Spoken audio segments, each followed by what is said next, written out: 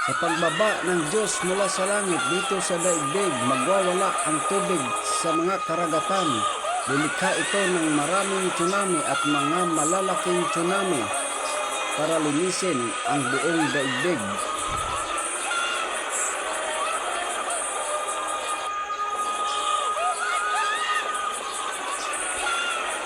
Sa pagbaba ng Panginoong Diyos, sasayaw ang mga lupa, gusali at mga bahay. Magwawala ang hangin, lilikha ng malaking bagyo. At lilikha din ang hangin ng malalakas na tornado para linisin ang buong daigdig sa pagbaba ng Panginoong Diyos.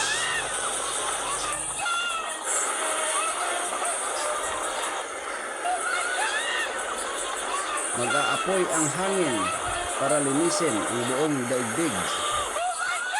Matutupok sa apoy ang mga malalaking syudad sa daigdig dahil yan ang panglinis ng Diyos sa daigdig sa kanyang pagbaba.